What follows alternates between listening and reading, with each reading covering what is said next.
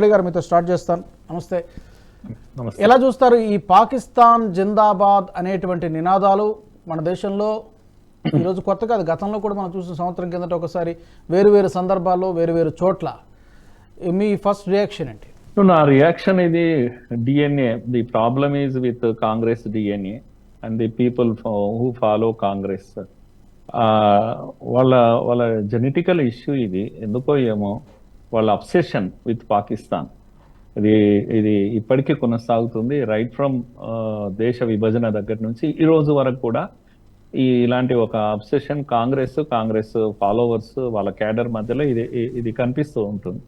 ఇది పోవట్లేదు. దేశ ప్రజలు విసుగు చెందుతున్నారు వీళ్ళపైన. ఈరోజు పాకిస్తాన్ లో కడుపులో తినడానికి ఫుడ్ కూడా లేక ఆకలితో బహుశా నేను పాకిస్తాన్ జిందాబాద్ అనేంత ఓపిక కూడా వాళ్ళకి లేని పరిస్థితి. కానీ అంతకన్నా గట్టిగా ఇక్కడ నినాదం ఇవ్వగలుగుతున్నారు. చాలా ఆశ్చర్యంగా అనిపిస్తుంది. అక్కడో ఇక్కడో అంటే ఏదో వీధుల్లో తెలియక ఏమంటాము మిస్గైడెడ్ యూత్ ఎవరన్నా అంటున్నారు అంటే దట్ కెన్ బి ఎక్స్క్యూజ్.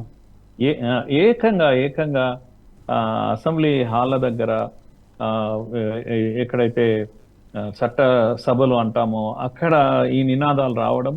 నిన్న పర్టికులర్ గా రాజ్యసభ ఎన్నికల తర్వాత సయ్యద్ నసీర్ హుసేన్ రాజ్యసభ సభ్యుడిగా ఎన్నికైన సందర్భంగా ఆయన ఫాలోవర్స్ ఇతర నాయకులు నుంచి వచ్చినటువంటి స్లోగన్ ఇది. నసీరుద్దీన్ జిందాబాద్ అన్నారు అని అంటున్నారు. నసీరుద్దీన్ అంటే వీడియోలు అందరూ చూశారు, అందరూ విన్నారు.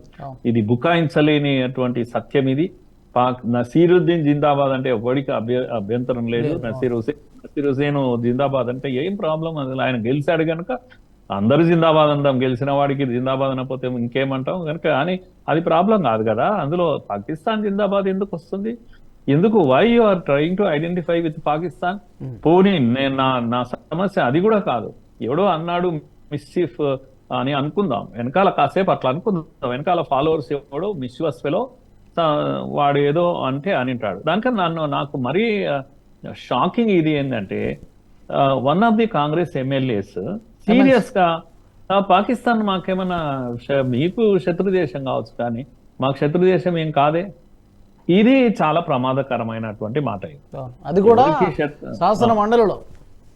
శాసన మండలిలో డైరెక్ట్ గా చట్టసభల్లో మీరు ఏం మాట్లాడుతున్నారు? సోయుండి మాట్లాడుతున్నారా? అంటే ముందర బీజేపీ ఉంటే ఇంకా ఏదైనా అనవచ్చు అని అనుకుంటున్నారా? అంటే దాన్ని సమర్థిస్తున్నారా? అట్లయితే పాకిస్తాన్ జిందాబాద్ స్లోగన్ ను మీరు సమర్థిస్తున్నారు. మీరు ఎవరితో ఉండాలి అనుకుంటున్నారో మీరు సమర్థిస్తున్నారు. ఇది కదా మీరు మాట్లాడుతున్నది. ఏ సోయి లేకుండా అసలు స్లోగన్లు ఇచ్చిన వాడు ఎక్కడున్నాడో ఏమో. మిస్యూస్ ఫెలోస్ కింద నేను కన్సిడర్ చేస్తే కూడా నేను కాస్త నా మనసు ఊరట చెందడానికి ఫోన్లే వాళ్ళ వెంట తుంటరి వెదవలు ఎవడో స్లోగన్స్ ఇచ్చింటారో అని అనుకుంటే అలా కాదే. కాంగ్రెస్ అధికారికంగా దీంట్లో చట్టసభలో ఆ విధంగా మాట్లాడతారా? ఎవరు శత్రు దేశము, ఎవరు మిత్రు దేశము కనుక మేము అయితే శత్రు దేశం కాకపోతే మీరు పాకిస్తాన్ జిందాబాద్ నినాదాలు ఇస్తారు. ఇక్కడ ఎందుకో కడుపు నిండా భారత్ మాతాకి జై అనలేరు మీరు. అసలు మీకేం ప్రాబ్లం ఉంది మీ ఒంట్లో, మీ డిఎన్ఏలో, మీ బ్లడ్ సెల్స్ లో? మీకేమి ఎర్ర రక్త కణాలు పోయినాయా? అన్ని కూడా మత రక్త కణాలు వచ్చాయా మీకు? దుర్మార్గం ఇది. ఇంతకన్నా గొప్ప రియాక్షన్ ఇంకేం లేదు, చెప్పడానికి ఏం లేదండి.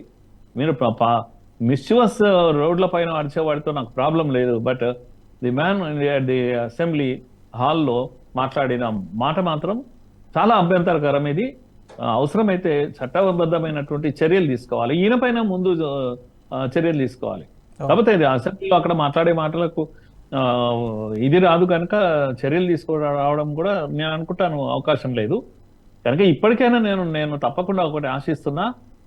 ఫారెన్సిక్ ల్యాబ్ పంపాము అని ముఖ్యమంత్రి చెప్పాడు కనుక ఈ వాయిస్ టెస్టింగ్ ఏదో జరుగుతుంది. లెట్ us హోప్ అందులో కనుక కనీసం నినాదాలు ఉన్నాయి అనేది గుర్తిస్తే. మీరు అన్నారు కదా, ప్రామిస్ చేశారు కదా సిద్ధిరామయ్య మాట. అది సోషల్ మీడియాలో డెఫినెట్ గా మనం వినొచ్చు. డెఫినెట్ గా అన్నారు, వీడియో అనేది వైరల్ అవుతోంది. కాకపోతే ఏంటంటే ఎవరో షఫీ అనే ఒక వ్యక్తిని మాత్రమే ఇప్పటివరకు అరెస్ట్ చేసినట్టుగా ఉన్నారు. అంతకు మించి పెద్ద యాక్షన్ తీసుకున్నట్టుగా ఎప్పటికైతే కనిపించడం లేదు. అవును. ఈ వీడియో మీకు నచ్చినట్టయితే లైక్ చేయండి, 10 మందికి షేర్ చేయండి. అలాగే కామెంట్ల రూపంలో మీ అభిప్రాయాలను మాతో పంచుకోండి. Nationalist hub group of channels ను సబ్స్క్రైబ్ చేసుకుని తెలుగునాట జాతీయవాద జర్నలిజాన్ని ప్రోత్సహించండి. ఈ వీడియో కింద ఉన్న బెల్ ఐకాన్ పై క్లిక్ చేయడం మర్చిపోవద్దు.